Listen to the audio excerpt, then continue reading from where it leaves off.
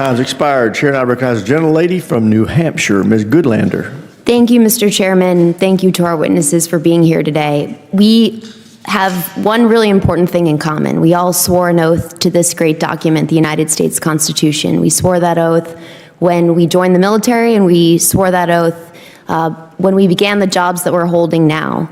And I want to begin at the beginning of this document and at the beginning of your testimony, Mr. Hegseth. In the first sentence of your testimony, you said you're here today to testify about the fiscal year 2026 budget for the Department of Defense. You're required under law to submit this budget to the Congress because we've got the power of the purse after all, by no later than the first Monday in February. Here we are in the second Thursday in June. We don't have your budget, as the chairman, the ranking member, and many of my colleagues on this committee have pointed out. You have testified that you want to be accountable for every dollar, every taxpayer dollar, and where it goes. We can't do our job without your budget. When can we expect your budget, Mr. Hegseth? Welcome back to the Constitution Corner, the place where we defend liberty, honor the Constitution, and expose the truth they don't want you to hear. Before we dive into today's breakdown, do me a favor. Like this video, subscribe to the channel, and hit that notification bell so you never miss the facts behind the headlines. Today, we're reacting to a congressional hearing that exposes everything that's wrong with this administration's handling of our national security, our Constitution, and our God-given American values. Well, as I also acknowledged in my opening remarks, in the first year of an administration, it does take more Mr. time, Hegseth, especially please while reclaiming you're my addressing time. the priorities of the previous administration. When can we expect your budget?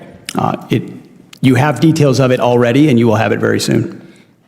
Can we expect the budget before the end of the month? I would refer to Bryn, who's working that, but I know there are a great deal of detail that is already with the committee. Okay, let the record reflect that you haven't given us a commitment, but you're required by law to do so. You're also required by law to pass an audit. That's been true since the 1990s. The Department of Defense is the only department that has continually failed an audit. You've committed to passing an audit in 2028, but we expect you to pass an audit this year, and hope you will work with us to achieve that goal. Mr. Chairman, I want to thank you for your testimony and what you've said about the threats that we face as the United States, threats from China, Russia, and Iran, and I want to ask briefly questions about each. Mr. Chairman, you've said that the Chinese Communist Party is advancing an unprecedented military modernization effort with cutting-edge technologies, including artificial intelligence. Do you agree that the United States military must have more powerful AI capabilities than China? Well, ma'am, first, thank you also for your service in the Navy. I think LLMs and AI really underpinning all of our command and control capabilities is now and will be in the future a key and essential tool for decision making. Thank you. I agree that American AI dominance is extremely important. Yes, Mr. Hegseth, should American AI dominance be up for negotiation with China and any trade talks that are underway?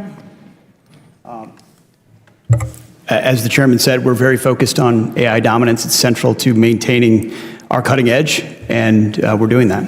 Good. Well, I hope, will you commit to telling the president not to sacrifice American AI dominance in any of his negotiations with the Chinese? The president is not surrendering any of our dominance to the Chinese.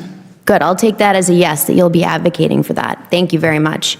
I hope you'll also, you've both spoken to the importance of competition in the defense industrial base. I agree with that deeply. I'd point out that 40% of small businesses have left our defense industrial base supply chain in the past decade, and trade wars that have caused unprecedented uncertainty are going to drive more small businesses out of business. And that's something I hope we can work together to try to prevent, because it's very real in my home state of New Hampshire. Mr. Hegseth, did you order a pause in offensive cyber operations against Russia? I know the story you're referring to, and it's false. We said it then, and I'll say it now. So it is your testimony that you never ordered a pause in offensive cyber operations against Russia? We did not.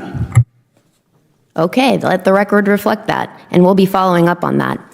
I'm going to skip around because there's been a lot said in this hearing that has given me grave concern.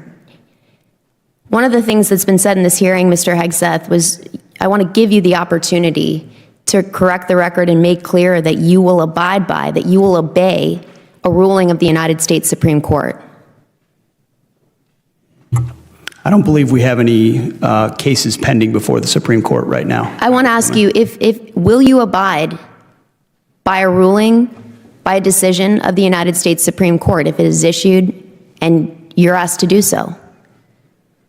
What I've said, and I'll repeat, is that district courts should not set the foreign policy of the United States of America. Mr. Hegseth, this is a fundamental principle of the United States Constitution. Gentlelady's time's expired. Chair, I recognize the gentleman. We just watched Democrat Congresswoman Miss Goodlander of New Hampshire press Biden's Department of Defense officials, including Mr. Hegseth, about a massively overdue defense budget, AI dominance, our crumbling defense industrial base, and the administration's shady cyber strategy with Russia. Now I want you to listen carefully. This hearing wasn't just about missing paperwork. It revealed how unserious this administration is when it comes to confronting our enemies, standing up for our military, and protecting the sacred oath every one of us swore to defend the Constitution of the United States of America. Let's start with the elephant in the room. The Department of Defense has failed to submit a legally required budget on time. That's not a small error. That's a direct violation of the law. Folks, if you or I missed a federal deadline, we'd be fined or jailed.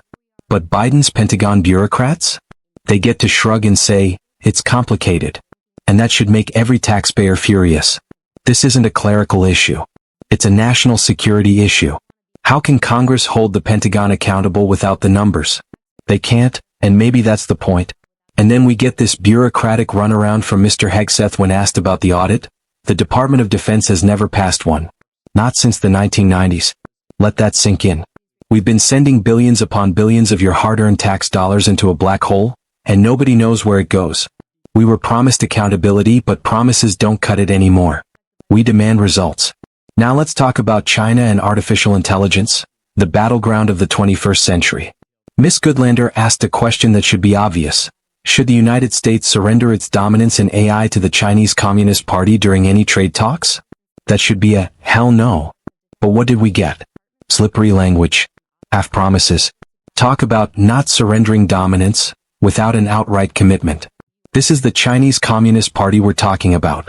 They're hacking our systems, stealing our intellectual property, building hypersonic weapons, and threatening Taiwan. If the United States doesn't dominate in AI and cyber capabilities, the CCP will. And when that happens, say goodbye to American military superiority. Then she mentions the defense industrial base, which has been bleeding small businesses for over a decade. 40% of small businesses have vanished from our defense supply chain. What? Because of this administration's out-of-control trade wars, skyrocketing inflation, and red tape. American manufacturers are being strangled while China and globalists gain power.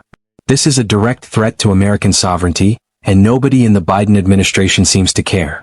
Let's not forget the most shocking exchange. Did the Pentagon pause cyber attacks against Russia? Mr. Hegseth says no, but the story is already out there, and we know how often this administration lies and covers its tracks. If there was a pause, even for political optics, it means Biden put image over deterrence. That is unforgivable while our enemies gather strength. And finally, perhaps the most chilling part of the whole hearing, Mr. Hegseth refuses to clearly and unequivocally say he would obey a Supreme Court ruling. That's right. A senior defense official refused to affirm that he would follow the rule of law if the highest court in the land, the Supreme Court, made a decision. This is not some minor disagreement. This is a red flag. It's constitutional crisis territory. Our founders created a system where the law rules, not unelected bureaucrats, not ideologues, not politicians. If the executive branch is picking and choosing which laws to follow, we're entering dangerous waters. And let me say something to Miss Goodlander, who served in the Navy. I appreciate your service, but your party has gutted the military, opened the border, and weakened America's standing in the world. We need leaders, real leaders, who believe in America first, in peace through strength, and in the Constitution, not political games and globalist cowardice. If this hearing doesn't convince you that we need a course correction, I don't know what will. The 2026 budget is late. The Pentagon can't pass an audit. The CCP is gaining ground. Russia may have been given a cyber-free pass. And we have officials who won't commit to obeying the Supreme Court. The Constitution is not optional. It is the foundation of this nation. And if the Biden administration refuses to uphold it, then we the people must rise and replace them with leaders who will. This is why elections matter. This is why your voice matters. This is why the Constitution Corner exists. Subscribe to the channel, share this video, and leave a comment. What do you think about this disaster in the Pentagon? We are the Constitution Corner, where Americans' root guides its future. Until next time, stand strong, speak truth, and may God bless the United States of America.